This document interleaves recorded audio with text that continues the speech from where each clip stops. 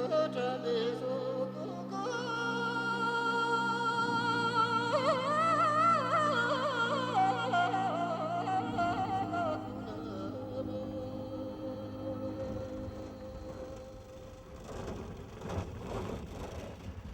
we traveled from Setong back to Lhasa, and we traveled on the most gloriously paved road that I had ever seen after all those bumpy roads. It was the first time I actually was able to sleep on the bus and also actually enjoy some of the scenery because my head wasn't hitting the ceiling. Once we got to Lhasa, we went to a country village to visit a Tibetan in his own household. Then we were inside and we met the man who owned the house, Kelsam Punso, and he invited us in, sat us down, served us some hot water, which I'm hoping was boiled at some point.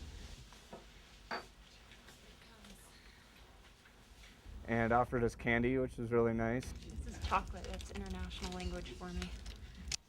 We just sort of sat and chatted through an interpreter, and he showed us around the house, and one room was entirely devoted to a Buddhist altar. So it was almost like he had his own little monastery inside the house. We talked to him a little bit and found out that he is not only Buddhist but also has posters of Mao on his wall, and it was interesting to hear both how religious he is and how much he favors the recent changes here in Tibet.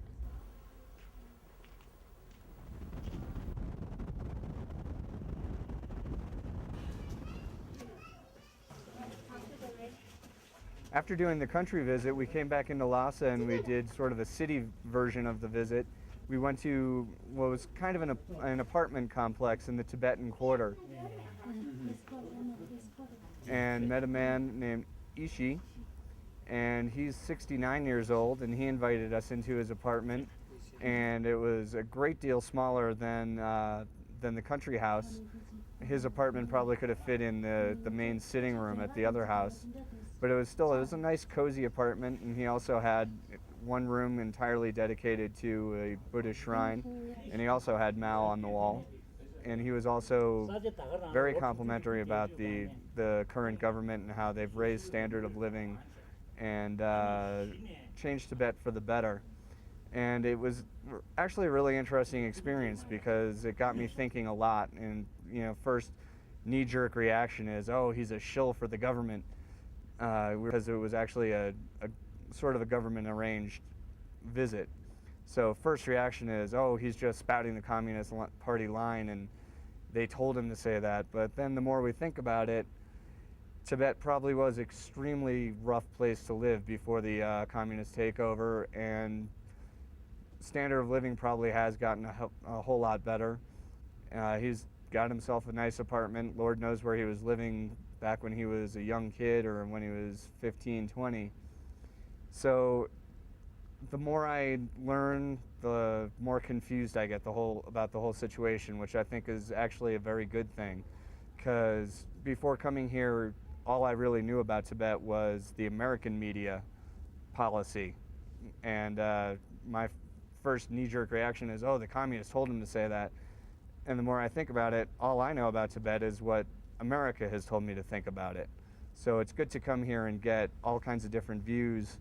And while it's not clearing anything up for me, it's at least making me think more and make me realize that everything I know, I don't know.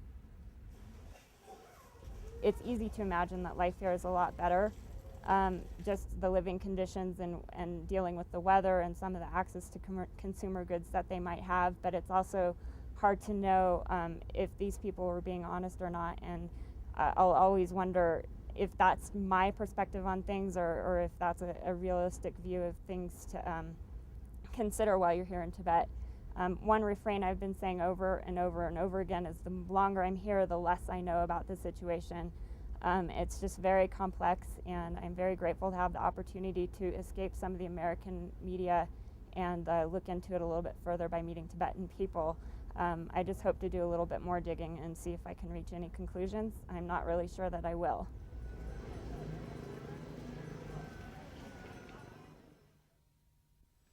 Today we got back to Lhasa and we went on some home visits. but I think I honestly expressed my feelings about the whole thing about as well as I possibly could down in the courtyard, and I don't think I really have anything to add to that. And I think from a political standpoint that saving Tibet isn't possible. I think that it's probably just a province in China for a long time to come. But I think that you can also view Tibetan culture and the Tibetan lifestyle and those things about themselves and their identity that they want to maintain. I'm hopeful that they'll find a way to keep those things alive while falling into the Chinese mainstream and improving their lifestyles.